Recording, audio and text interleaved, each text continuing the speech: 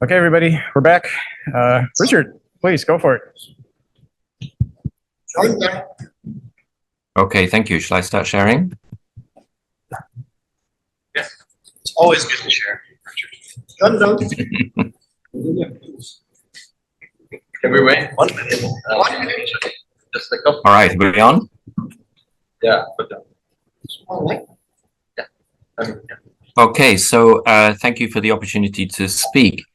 I'd like to talk about the dominant scientific paradigm of reductionism, the crisis of meaning that it creates, and the possibility that looking at things through Buddhist lenses offers a different way of seeing that's more productive. This is in large part ideas which formed during the meeting in Nepal of the Centre for the Study of Apparent Selves last December. And, a little caveat, I'm just throwing ideas around, right? I don't really know what I'm talking about, but let's see if something sticks, or which is to say, I have other work which is more technical. Let's figure out how to advance the slide. How does reductionist science dismantle meaning? Well, the history of science in that framework is largely a methodology which searches for understanding something by taking it apart and looking at what it's made of, which is a very natural approach, even for the Dalai Lama, apparently, from a story from yesterday. So, for example, in looking to try and to understand the heavenly bodies and our place in the cosmos, reductionist science tells us, well, it turns out that it's just masses and gases in space. We are nothing but a speck in a vastness of nothing. It's all working like clockwork, but there's no grand plan, no purpose, no special order, no harmony. There's nothing to see up there. And as we look towards smaller physical scales in physics, we find it again, it's just particles in space with mechanistic forces pushing and shoving one another. There's nothing to see down there either. As we look backwards in time at our origin story, we find that that scientific framework explains our origins through evolution by natural selection, which turns out to be just differences in rates of birth, survival, and death.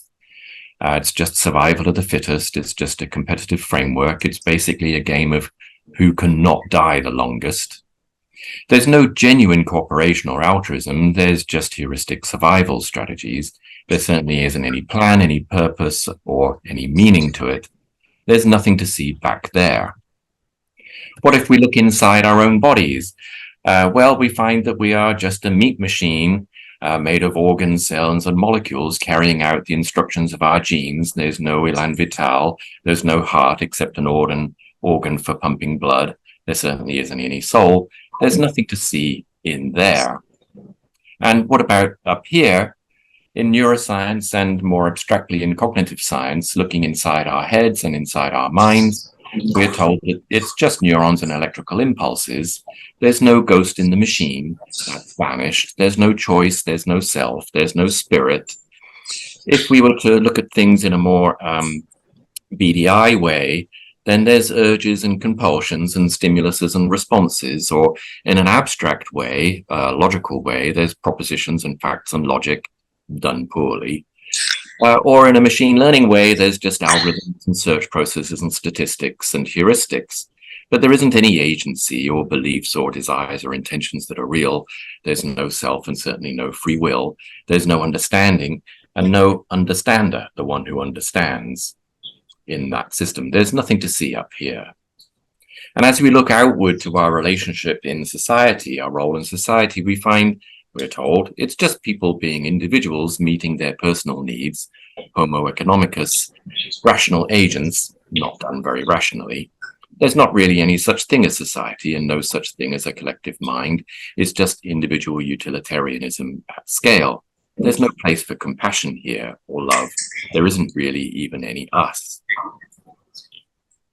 So the progress, in inverted commas, of reductionist science has been to dismantle any idea that there's no grand plan, no purpose, no harmony, no mind, no agency, no soul, no self, no free will, no love.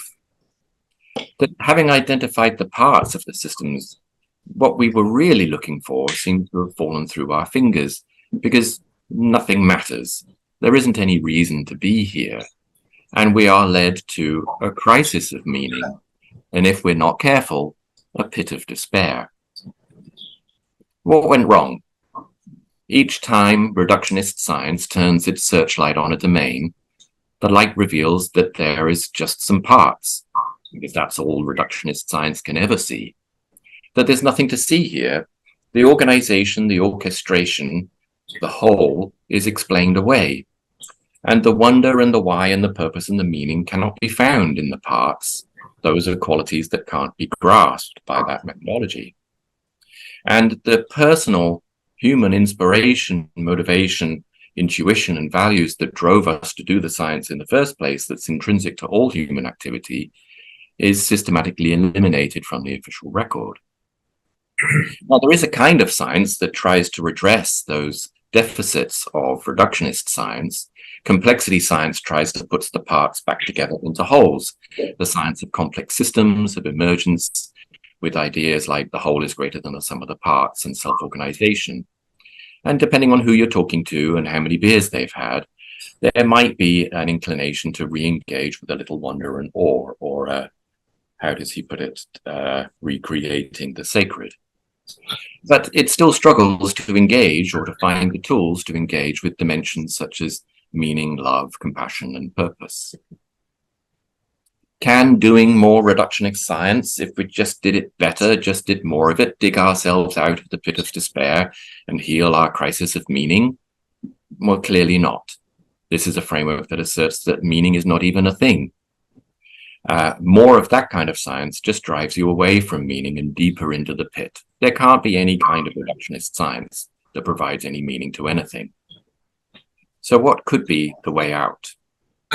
What new kind of understanding could there be that could lead us back out of the pit of despair?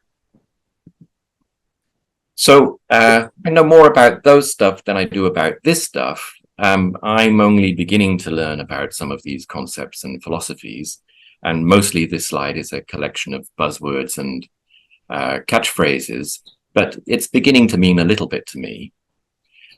Things such as expanding the scope of care to the flourishing of all sentient beings, the idea that all suffering comes from grasping for trying to hold on to things as they are, or aversion of trying to make things different from as they are, an idea that everything is connected and we are in it, we are not outside the system. The idea of dependent arising, that nothing exists or arises except in reflection to the context, that nothing is permanent, nothing is enduring, including the self. The enduring self is an illusion.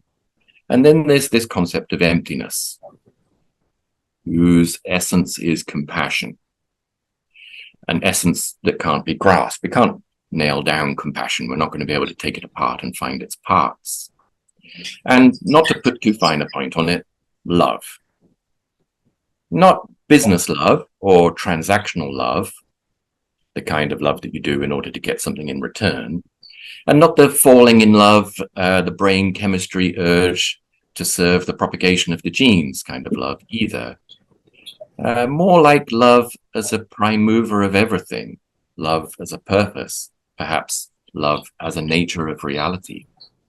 Okay, so what's at the bottom in a Buddhist framework might be the emptiness, the mirror of the pit of despair from the reductionist science framework. But it isn't just emptiness, it's emptiness whose essence is compassion, that stands in reflection, in counterpart to the meaninglessness of the reductionist science framework.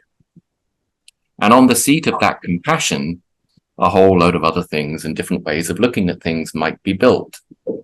That it isn't about the things or the parts that stuff is made of, because nothing is permanent anyway.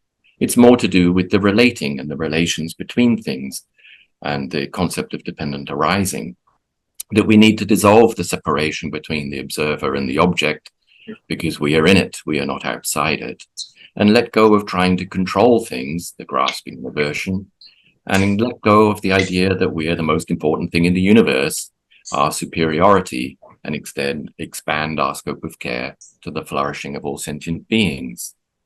So, is that just a belief system that bears no resemblance or connection with the reductionist scientific framework that's been successful in its own way at a certain kind of understanding. I don't think that they're unrelated. In fact, I think there's a sort of symmetry or complementarity between them.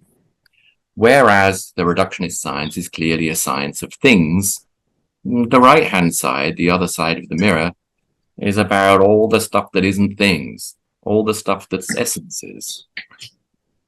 A more formal way to say it is that the reductionist science is based on a substance ontology, as Kevin put it earlier today, whereas perhaps the right-hand side is more processual or relational in its ontological basis. Now, I do think that there might be still a need for a certain leap of faith to get from meaninglessness to compassion. But on the plus side, I think that the deeper in the pit of despair you go, the smaller the leap of faith required. You're right down in the bottom, and everything that you thought might be a place where something important could be has been explored, and there's nowhere else to look. There's not much of a leap left to do. It's more of a sort of just turning around almost on the spot. And the essence of that turning around is to do with letting go of ego, of letting go of the idea of an enduring self. So what is it? How can you get from emptiness to compassion? Here's some thoughts about how I make some sense of that. I don't know if they'll resonate with you. Well, in seeking to alleviate stress on myself, that would require that I know the world deeply so that it doesn't surprise me so much. And if I knew the world completely, if we can explore that fantasy for a moment, if I had a deeply accurate model of the world, all stress would be removed and avoided. There would be no stress. I would be able to act effortlessly, and there would therefore be no motive for further transformation within me. I would be at one, at peace with the universe. And that's a sense of emptiness that makes sense to me. But notice that stress-free, effortless persistence requires an excellent model of the world. It's not emptiness in an utter sense, because it requires a deep knowing, an omniscience, an intelligence in order to be that empty. Emptiness requires intelligence. In that sense, it isn't empty. How do you get from intelligence to love? Well, Kevin, like many, suggested that what persists exists is the starting point for everything, and a value system and a meaning system on which everything else is built. And Carl put it as, to be something means to have characteristic states that you reliably return to. Now, if those are your starting points, then in order to exist or survive, I need to become a better model of the environment, including a better model of you if you're in the environment. And this is mutual. As we discussed earlier today, the environment is a model of me. Both sides of that boundary need to be complementary reflections of one another. Now, knowing you, coming to know you, changes and transforms me. It's not, knowledge isn't just a thing that an icing that you put on top of me, but it changes how I act in the world. It's that kind of knowing. The action feedback loop is a different me when I know you well. And vice versa, knowing me requires change and transformation in you. We find stability together through our shared dynamic synchronization, as Carl put it. And the blanket, the Markov blanket, is a line of symmetry where each exists only to the extent that we are a reflection of each other, that the non-self is actually equal and opposite to the self. We are opposites but the same. And that relationship, co-knowing, is what creates us both. There is no boundary between us. There is no stability without our co-knowing. That co-knowing is vulnerable in the sense that it transforms me and transforms you. It's mutual in the sense that it's symmetric, and it's deep in the sense that it can't just be superficial. And I think deeply vulnerable mutual knowing is a good stab at what love is. And it's that love, deeply vulnerable mutual knowing, that kind of relation, that is the essence of creation. Those things exist because of their deeply vulnerable mutual knowing, not because they were able to put a boundary around themselves that kept everything else out. It's because of the symmetry between the inside and the outside. So a reductionist framework, a theory of things, is a theory based on the substance ontology, is a theory based on things. And it makes sense that its fundamental axiom is what persists exists. And the values of things in such a framework is the value that things have with respect to my persistence, to helping me survive. It's an ego-driven value system. By the way, within a natural selection framework, you can only argue yourself deeper into the pit of self-interest. But in a relational way of thinking about things, where what relates creates, this is compatible with a theory based on the relationships between things and a value system that's based on mutually vulnerable, deeply mutually vulnerable knowing, which is egoless rather than self-interested. So love creates me and you from nothing for a while, because nothing's enduring. Try not to grasp that too much, but that's the idea.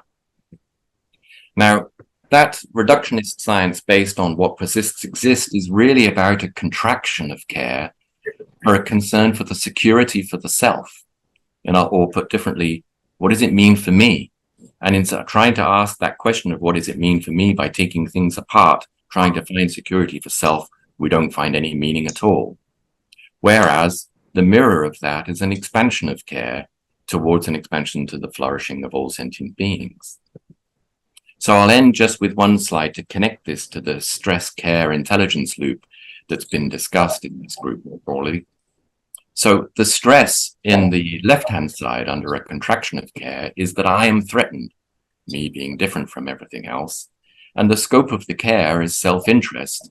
And the intelligence that's motivated by that is an ability to control things for my self-interest, ultimately motivated by fear, the fear of not existing.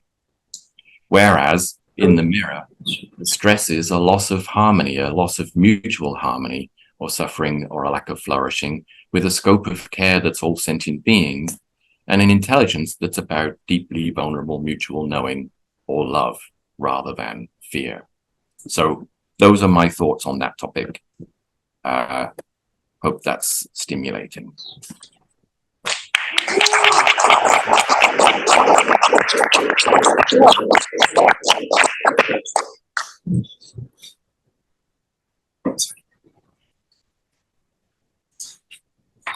Right.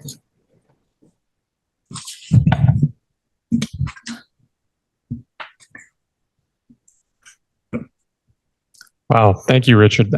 I love the symmetry that you describe between things and relations. One question that I have is this question of what it is that emerges. In the articulation you showed on the last slide, it seemed like you were arguing that that sort of ultimate care or compassion comes at the top of the top of the slide, but it sort of is the result of building up from the bottom. Mm. But at least in the articulations that I've heard in Buddhist thought, it's actually the starting point. Yeah. And so that tied to the other sort of question or confusion that I had, which is, why does knowing on its own, mutual knowing, create mutual care, if that's what you're claiming? Because I could imagine a scenario in which you have two very manipulative people who know each other very deeply and are still manipulating each other, not caring for each other. So I'm curious how you view care and knowing as which comes first, and do you need both? Yeah. So look, I don't want to set this up like I've got the answers here, right? I'm just trying to make sense of some of the ideas and concepts that we've discussed. But I completely agree with you that I think that the scope of care that's all sentient beings can't be constructed bottom up. That can't be the end result. It has to be the starting point. You can't dig your way out of the pit of self-interest by saying, well, maybe I could care for you and maybe that would increase our scope of care. Is that rational for me to do? It's like, no, it isn't rational for you to care about somebody else. That kind of care is only the transactional love. You just can't dig your way out that way. It only makes sense to start from where everything is made out of love. And if you would just let down the barriers between yourself and that love, then that caring would be obvious and be already there, and you would be open to it rather than constructed it for the purposes of your persistence and self-interest. What was the second part of what you said? That was addressing it. Yeah, and I think that's where my thinking goes here as well. That if you have knowing and don't hold your sense of self as privileged, then it might be that that's equivalent to universal love or compassion. But if you have lots of knowing and still a strong sense of self, you may not get the universal compassion. Yeah. Oh, so the mutual knowing, the compassion part, right? So in coming to know you deeply, first of all, that needs to be vulnerable, right? I can't just know you in a way that's superficial. I have to tune in to who you are. I have to become a deep model of you. I have to become more like you. And in so doing, that means that I'm stressed by the same things that you're stressed by. That's the empathetic connection that we have through deep mutual knowing. So that sense of care that just by knowing you, I become a thing that cares about the same things that you care about. And I want to remove that stress from you and I because we have become more alike. And there's also there's a sense of creation as well, that we don't just become unison because of the complementarity between us, that my knowing of you and your knowing of me is not literally the same, but the complement. And our relationship between us represents something more than we did as parts. I don't know, I'm just throwing ideas around. Thank you. Hi, Richard, this is Neville here. I have a quick question. So the right side of the chart, but sort of like the more process view versus the substance view, clearly by this conference existing, it's there's the sort of view, or this is held within Buddhist thought. Clearly there's a collection of scientists who are starting to hold this view of the world. Where else have you observed, or do you think this is held, or will be easy for it to become held? You know, I'm thinking, is it like mathematics departments? Is it like, I don't know, like where do you think this will find audience and find shape and evolve? Yeah. Look, so there's plenty of people doing science who are happy doing it that way and aren't the slightest bit interested in any of these questions. And we have nothing to help them with. And I've also discovered much more recently that there's a whole bunch of people on the other side who know perfectly well already that it's all about love, but have no interest whatsoever in any of the science, right? So how big is that middle ground? How big is that middle ground of people that care about the love, care about the lack of meaning, care about the extension or scope of care, and care about wanting to understand things in a deep way, wanting to understand how things work, wanting to understand things scientifically? It remains to be seen how big that intersection is in the general populace, but I think it's large. Right? There's bound to be some people that won't want to know about love, and there's bound to be some people that won't want to know about science. But it's really, it ought to be the sort of territory that's available to everyone. Thank you. Hey, Richard, this is Pranab. I'm off screen. I love you, man. Great to see you. I love you too, Pranab. I'm curious, you raised the question of science, and I think one of the problems I have with my understanding of science is that it is a kind of a striving undertaking, and I think striving is really firmly on the left side of your diagram. So if we're to do a loving science, and I think you do a great job of having some teleological or ultimacy sort of things that hang out that give us a sort of, they reach down to pull us up. How do you do a science in a world where striving seems to go a little against the grain? So that's the idea that science is driven by a striving, and that's against the grain of love. Yeah. Yeah. You know, I do wonder why I bother sometimes, right? I mean, do I really need to understand things that well? Couldn't I just like get on with the love? But we've talked a little bit in this group about drivers of intelligence, right? I think that in coming to know things more deeply is a sort of deeper expression of love. That love that doesn't have any mutual knowing can't actually do any work.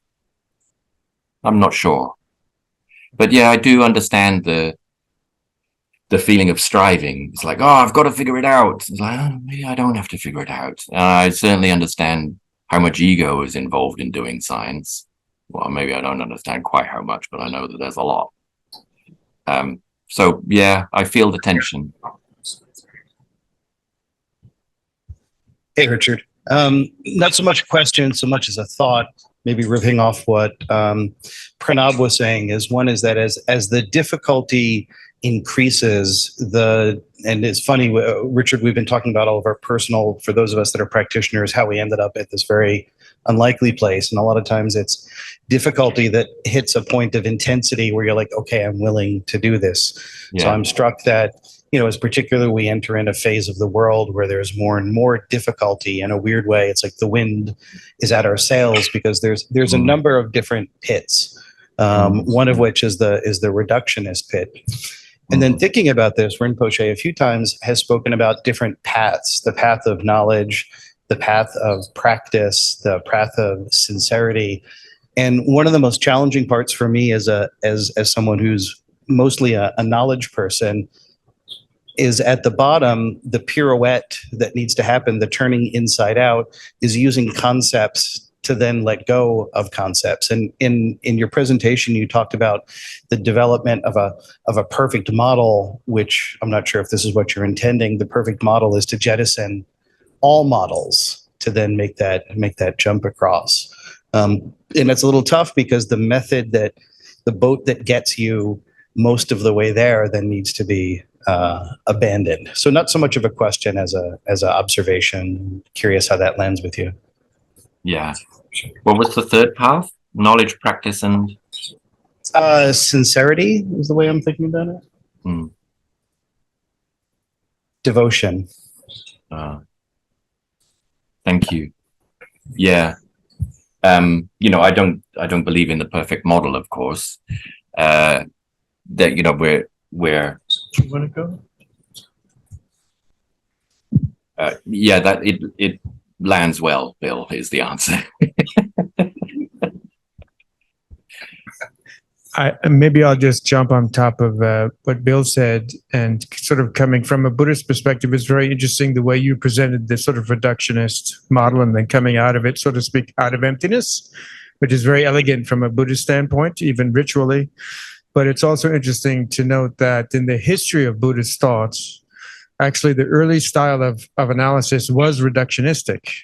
And it led to the conclusion that the only kind of resolution is escape, where nirvana is an escape.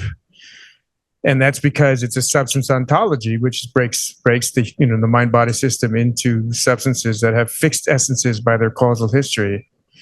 But so what resolves that is emptiness, which enables one to, in a sense, reconfigure, because things are not stuck in their essences, but something has to drive the reconfiguration, and the reconfiguration is precisely driven by compassion.